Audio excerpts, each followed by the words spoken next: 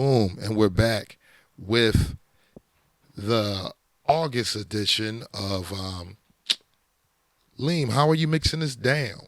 How are you processing? Taking my headphones off my head a little bit just so I don't get this vicious feedback loop.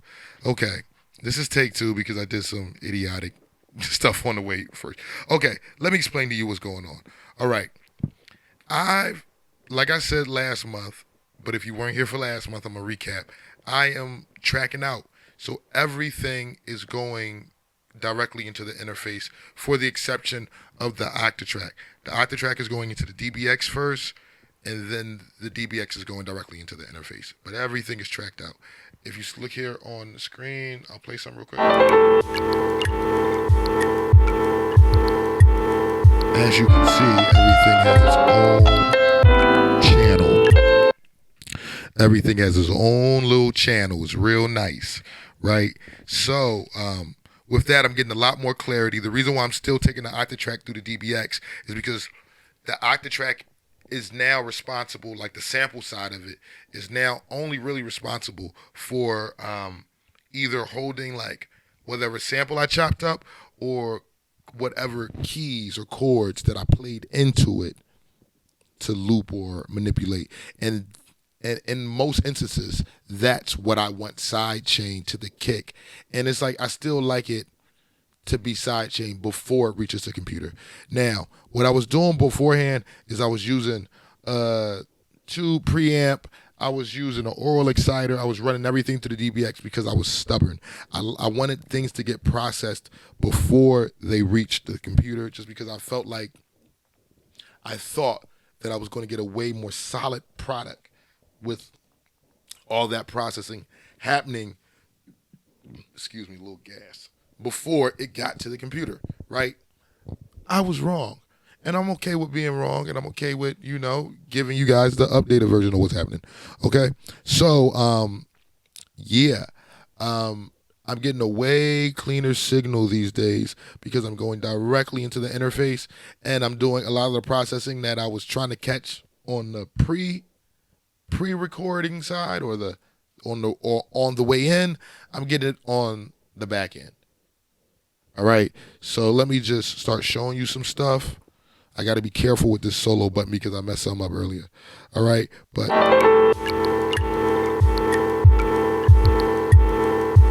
take a look at the auxiliary percussion real quick.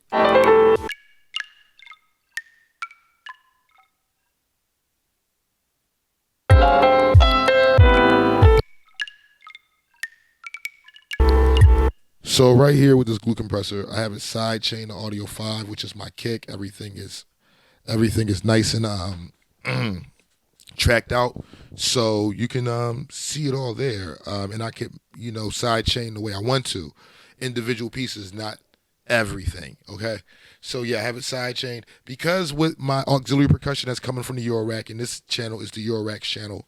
I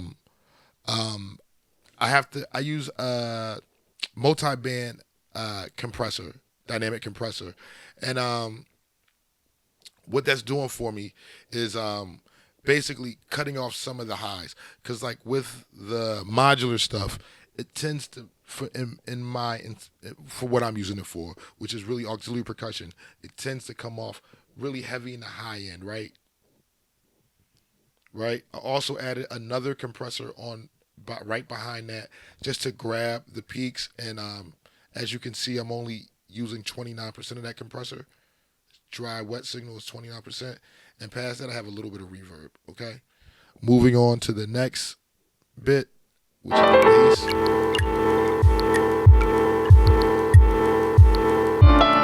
It's about to come in right here.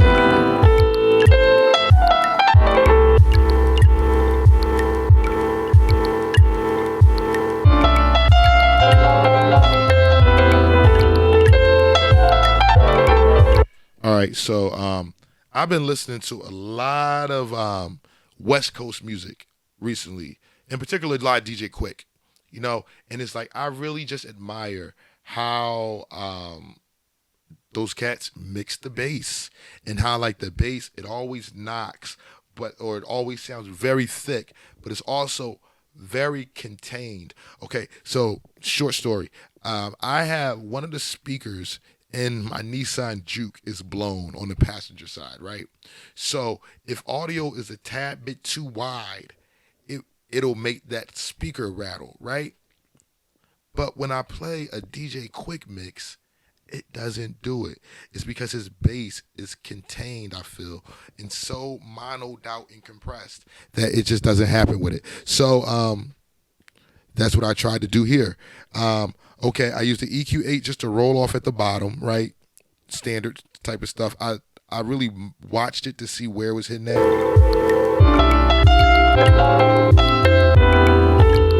and tried to put my points around those, right? Then I put I'm using all Ableton stock stuff too, and I'm using just a mono plugin just to convert it to mono, and then this multi-band compressor. I'm really using it on this one. Okay, I have the low end at a 1:4 ratio, have the middle part at a 1:3.5 type ratio, right? And it does a really nice job of just holding my low end.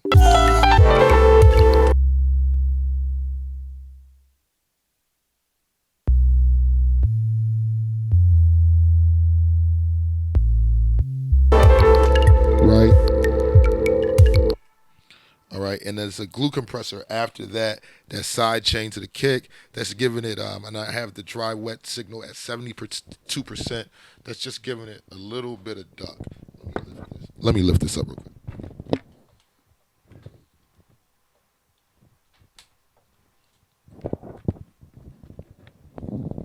Much better. Sorry about that.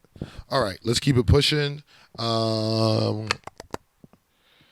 To the next channel. All right, what is this? This is the kick drum. And the kick drum always gives me issues. Issues. Yeah, I'm from the South. You gotta say issues. It always gives me issues. All right. So what I did here is I'm basically trying to trap the kick drum and its resonance. Its resonance below 30 hertz and its resonance above, what's the point is this? Let's make this bigger. Around 114. And then in that EQ, I brought it down a whole almost 5 dBs, negative 5 dBs almost. And I think that was the right amount. And it's like now that I listen to the mix, I even actually think I could even shave more off. But I need to listen to it through a better monitoring system. By the time I go to DJ Red Handed's house, either tomorrow or the day after that, I'll really know. All right. Let's see, because he has a really good speaker system. I think he used some Adams. Yeah. All right. Next joint. This is, I think, is it panned? Yeah, but well, let's see what it is. Yep. That's the Voca drum. So what I'm doing is I'm panning. I'm just panning my auxiliary percussion a little off center just to create some space. It's already the auxiliary percussion on the Eurorack and the Voca drum is already doing some cool modulation and delay and a little bit of reverb here and there. You know what I'm saying? It's already doing some cool stuff. I like that stuff to be off center a little bit just to add some space and dynamics to the track, right?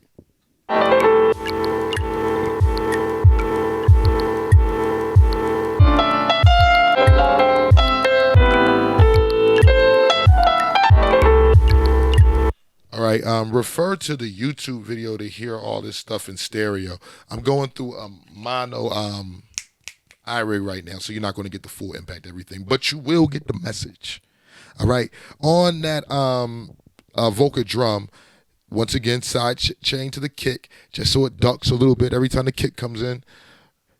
I ran an EQ on here that's all subtractive, just because it's like auxiliary percussion, wood blocks and stuff like that really cut through. Let me see exactly what I was using this for. I think this is a hat and like a noise snare.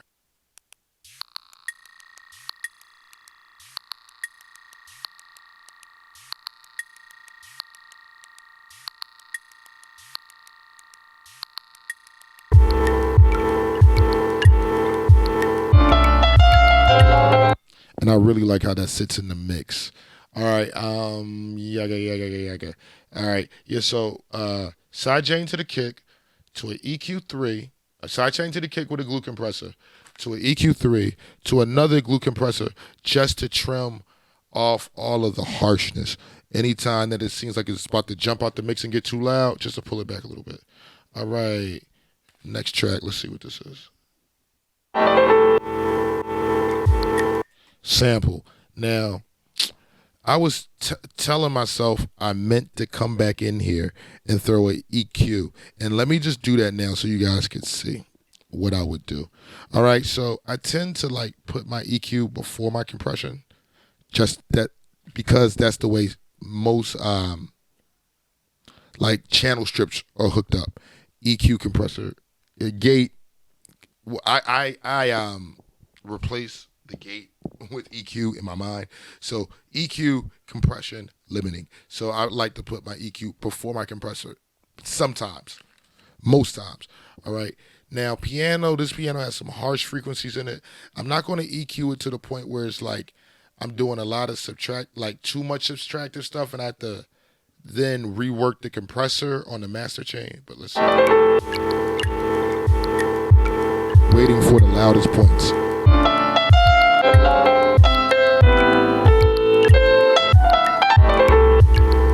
Looks like it's all right there.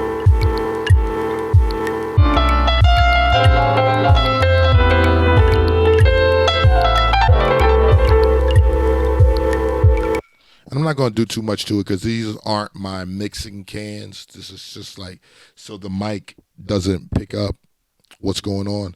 I normally use open back and the mic would definitely pick up that. All right. But yeah, so side chain to the kick, another compressor that is a quick compressor. The attack is very quick on it. And I'm using about 76% of that. And now another compressor with a very slow attack on it. And I'm using about 89% of that. So the quick one is to catch the sound as soon as it like comes in, so it's not too loud. And the compressor with the slow attack is to make sure that those sounds don't build up too much volume as they sit. All right? That's what I'm using it for. Okay. Boom. Next channel. What's this? This is the Volca keys, and it is my synth line. Let's look at that real quick.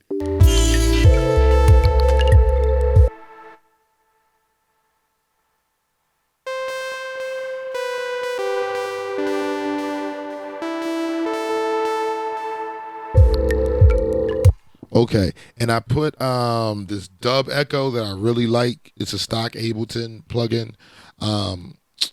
But it tends to be sort of noisy. So I just threw this gate on the other side of it. It's like, and I didn't want to have to boost the volume so much. That's why my gate is so low. You can see right here, the gate is like super low.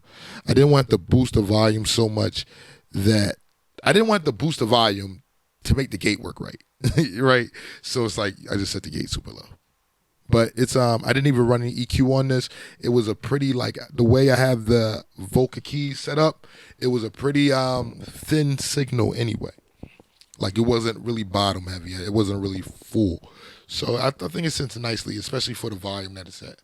All right, next one is the Yamaha DX27 keyboard. Let's listen to that.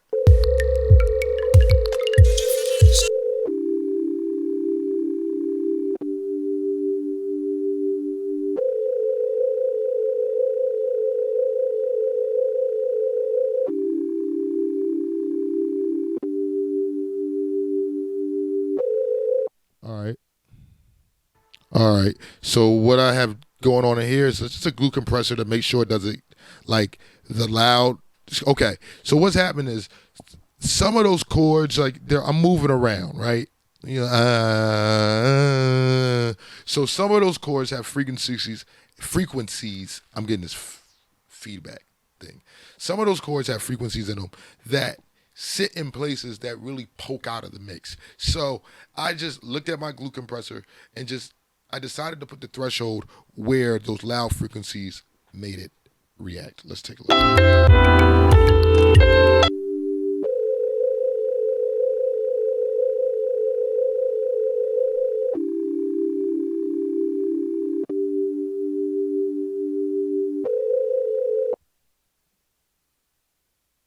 But you see how like some chords are making them act, it's making the compressor react more than the other chords.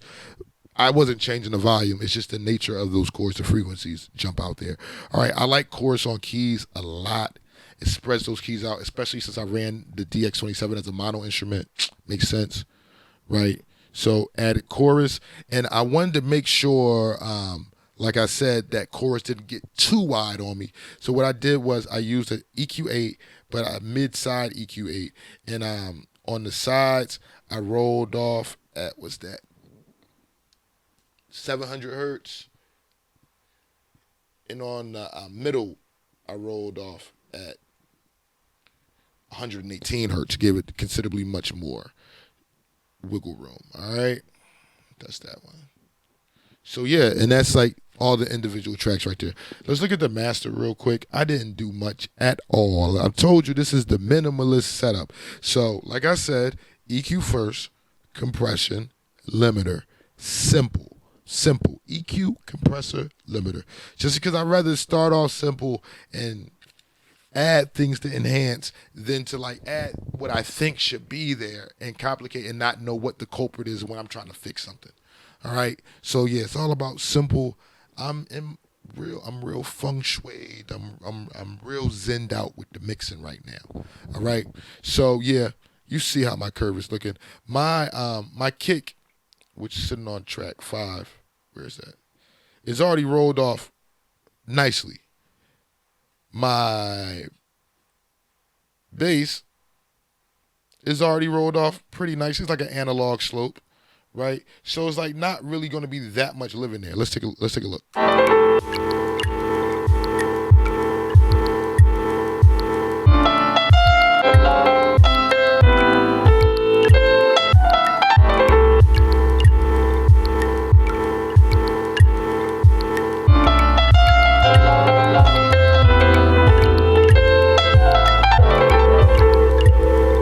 I don't hear like much low rumble at all. All right. For the compressor,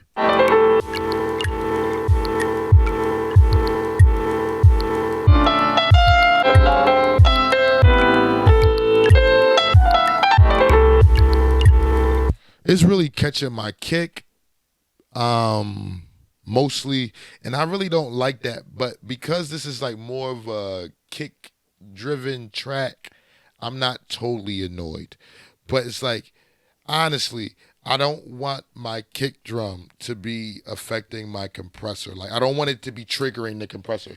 That means to me that the kick drum is too loud. But on the other end of things, it didn't sound bad. So it's like, sometimes I'm still trusting my ears out here. You feel me? I'm not just using rules. Lame Lizzy is still trusting his ears out here. All right. So after that, I gave it some makeup gain, and I'm coming out the EQ, my bad. I gave it, so here's all my gain stations happening. I gave it 7 dBs coming out the makeup, gave it 11 dBs, and then on the ceiling, I gave it 3, almost 4 dBs. And the reason why that happened is like, I don't know if you could peep, look at all the gains of these tracks, and it's because of the way I compressed it. I'm still trying to figure this out, but it's like I'm coming in at a very, very nice level as far as the recording on individual tracks. Like I'm getting around like 18, 15, because like the sum of those parts is equaling around -6 or -7 on my master, which is cool for me. But like when I come through and compress some of those tracks, I end up with it just keeps on bringing my master down and down and down and down. It's like, you feel me? So it's like I end up having to kind of juice it on this side, which I'm figuring out. Got to figure out a cleaner way to do that. But like I said, on Instagram, or like I said, in the Patreon group, that the Patreon DM group, that this could be one of my best mixes. It sounds like one of my best mixes. It doesn't look like one of my best mixes, but it sounds like one of my best mixes. So I don't know. Que sera, sera. But yeah. Check out the master over here.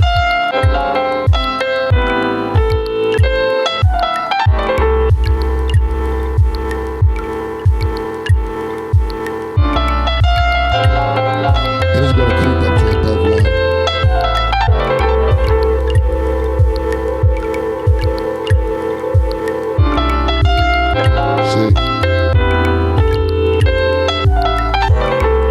So yeah, I'm making just room for those peaks, right? I want a more dynamic master. I think coming from a more dynamic mix, coming from hip hop, it's like I kind of wanted everything just to knock, to bang, and all that. Not really the method these days. Want more dynamics and more room for the track to grow and to build and progress. All right, so this has been the August Bust Down. Hope you enjoyed it. Much love. Peace. Outro with the beat. Hey.